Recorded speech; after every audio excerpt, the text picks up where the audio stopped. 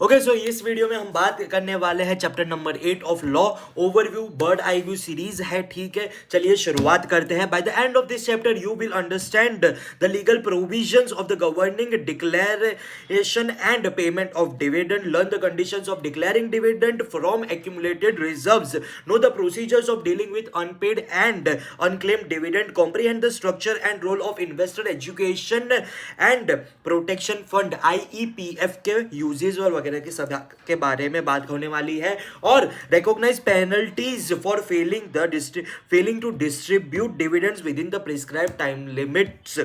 ठीक है, अब बारी है डिविडेंड। डिविडेंड कौन से सेक्शन में दिया हुआ है? सेक्शन नंबर 2 सब सेक्शन 35 में डेफिनेशन दी है डिविडेंड की। Dividend includes any interim dividend, it represent the share holders return on investment distributed from a companies profit और फ्री रिजर्व्स। शेयर होल्डर को रिटर्न में क्या मिलेगा? कंपनी से पैसा मिलेगा। तो कंपनी से पैसा कहां से लाएगी? प्रॉफिट में से या फिर फ्री रिजर्व्स में से, दोनों में से यूज कर सकते हैं शेयर होल्डर को डिविडेंड देने के लिए। किस में से? प्रॉफिट या फिर फ्री रिजर्व्स। ठीक है। Types of dividend based on timing. Interim dividend declared by the board of directors before finalizing the accounts.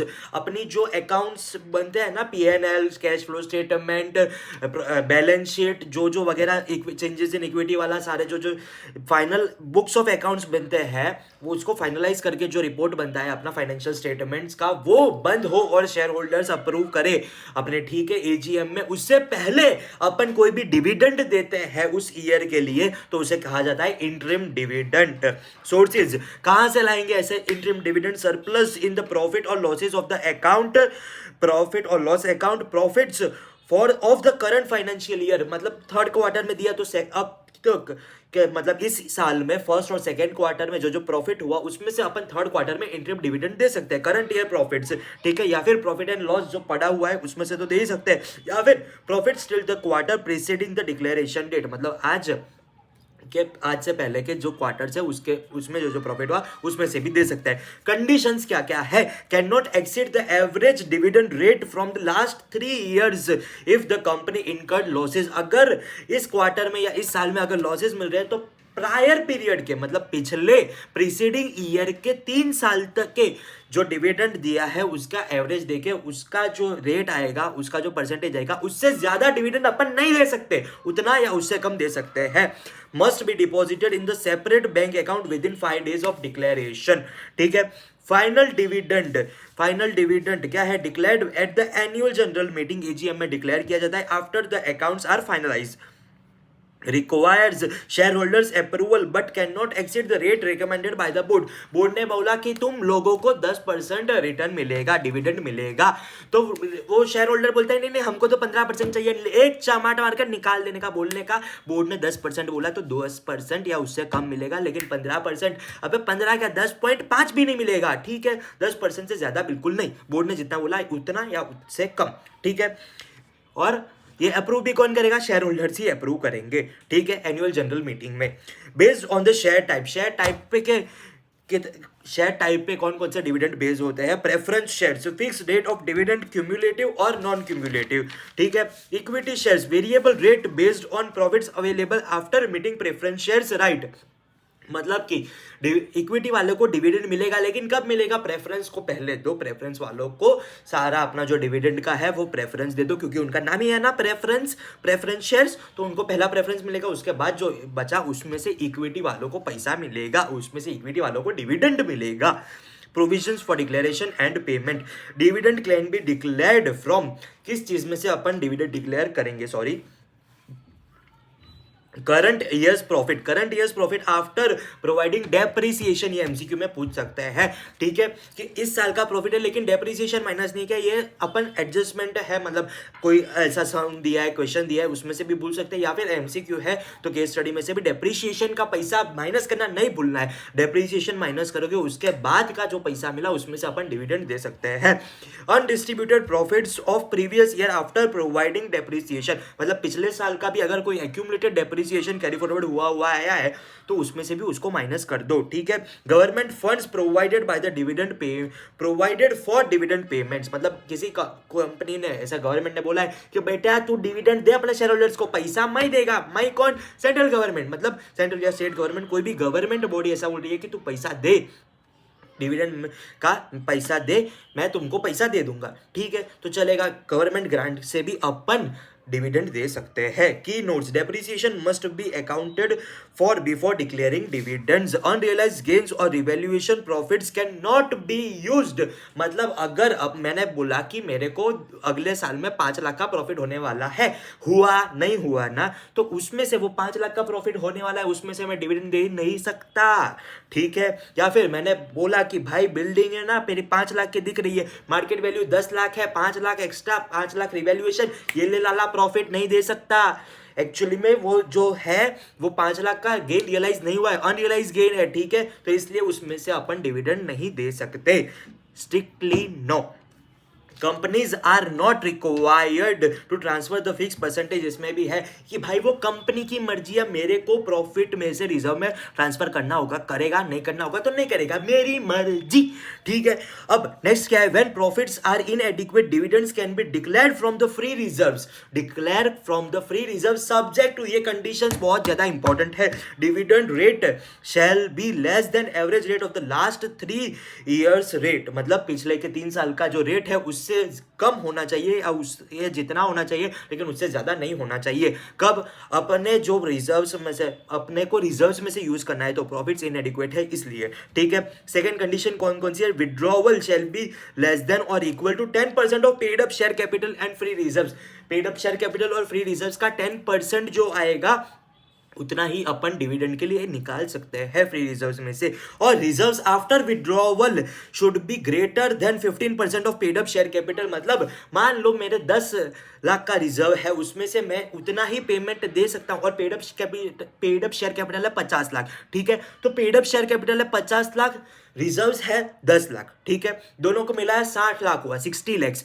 60 lakhs में से मैंने माइनस कर दिए कितने, मेरे को 4 लाख का डिविडेंड देना पड़ता है, क्योंकि 10% है ना, तो 6 लाख का डिविडेंड पड़ता है, ठीक है, तो 60 लैक्स में से 6 लाख निकाल दिए मैंने, पर ये 6 लाख तो मैंने रिजर्व्स में से निकाले ना, मतलब 4 लाख बचे रिजर्व्स में। अब ये जो है 50 लाख, उसका 15% कितना होता है, 50 लाख का 15% होता है 15 लाख, ठीक है, 15 लाख है क्या रिजर्व्स में, नहीं है, ठीक है, तो उसमें अपन डिविडेंड नहीं दे सकते उतना ज्यादा, ठीक है, हो कर नहीं, कितना होता है 50 लाख का, 7.5 लाख, सॉरी 7.5 लाख, 15 लाख थोड़ी, 7.5 लाख, 15% 10, मैंने 1 करोड़ काट किया ना, डिवाइड बाई 2 करना रह गया, 7.5 लाख जितना बैलेंस होना चाहिए, मतलब कि 2.5 लाख ही मैं निकाल सकता हूँ रिजर्व्स में से डिविडेंड देने के वास्ते, ठीक है, समझ आ गया। ये देखो गलती हुई ना तो अभी एग्जाम में याद रहेगा, ठीक है।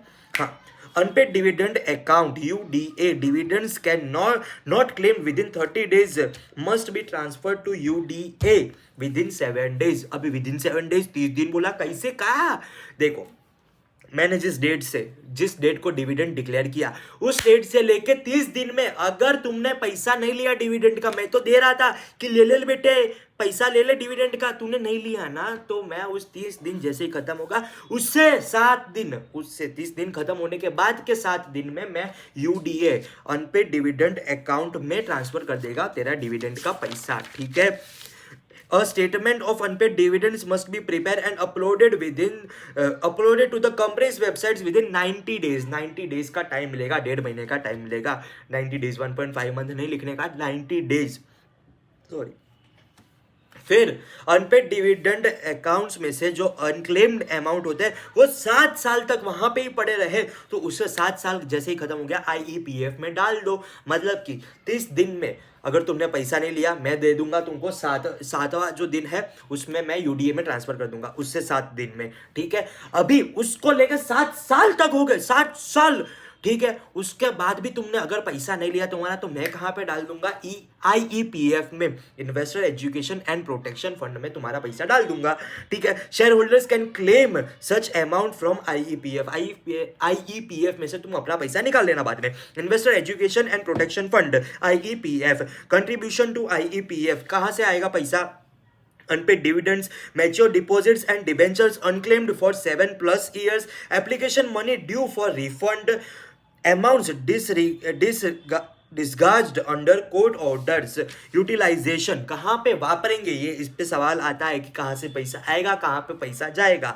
ठीक है, तो कहाँ पे पैसा जाएगा, अब आईईपीएफ का पैसा कहाँ जाएगा, refunds for the rightful claims, मतलब जिसका पैसा था वो क्लेम करने आ गया। ठीक है, इन्वेस्टर एजुकेशन और अवेयरनेस प्रोग्राम के पीछे जाएगा, legal reimbursement for the class actions.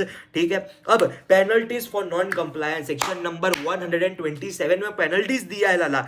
वो क्या लिखा है, declare dividends must be paid and posted with in 30 days. अगर पोस्टल बैलेट वाला एक आता है कि अगर मैंने को पोस्ट करना था, ठीक है, पोस्टल बैलेट पोस्ट करना था अगर डिविडेंड, ठीक है, मैंने 30 दिन में पैसा का जो डिविडेंड था वो ट्रांसफर कर दिया, 30 दिन में ट्रांसफर कर दिया, लेकिन रिसीव नहीं हुआ है, तो वो मेरी गलती नहीं है। मेरे को 30 दिन में ट्रांसफर करना था, मैंने भेज दिया, तुमको मिला ना मिला मेरे को घंटा फर्क पड़ता नहीं है।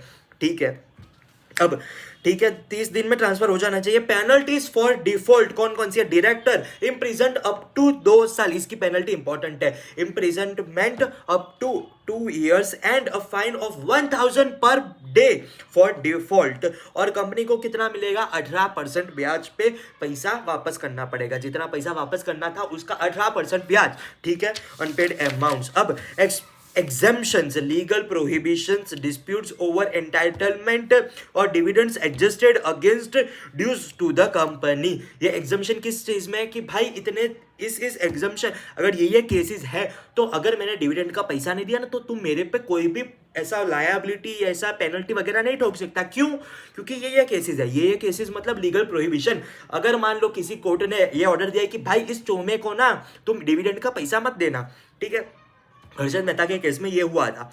अब सेकंड है डिस्प्यूट ओवर एंटाइटलमेंट, दो भाई झगड़ है कि इतना पैसा, ये शेयर मेरा, ये शेयर मेरा, ये शेयर मेरा, वैसा झगड़ा, तो तुम अपना झगड़ा निपटा दो, उसके बाद मैं तुमको डिविडेंड का पैसा देगा। ठीक है, और ये इंपॉर्टेंट है, इस पे एमसीक्यू नहीं, इस पे पूरा क्वेश्चन आंसर बनता है कि dividend adjusted against the dues to the company. मेरे को तुमको 5 रुपए का डिविडेंड देना था और तुमसे 6 रुपए लेना था।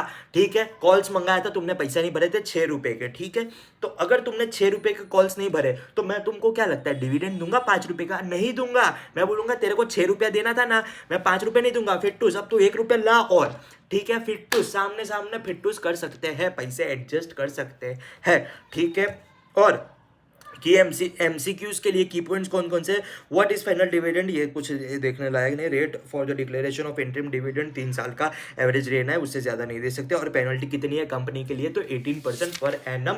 और ऑफिसर इन डिफॉल्ट के लिए 2 साल की सजा मैक्सिमम, मतलब सजा मैक्सिमम कितना, 2 साल अप टू 2 years है, imprisonment maximum up to 2 years, और 1000 पर डे की फाइन लगेगी उस चोमे को। ठीक है, ये चैप्टर यहाँ पे खत्म हो रहा है, समाप्त हो रहा है, लेकिन इसमें बहुत सारे कंसेप्ट छूट भी गए होंगे जो बाद में अभी क्वेश्चन आंसर्स वगैरह कंसेप्ट बुक में से पूरा पढ़ेंगे तब समझ आएगा। ठीक है, ये एकदम फ्लो बन गया। बाय बाय, जय श्री राम, हर हर महादेव।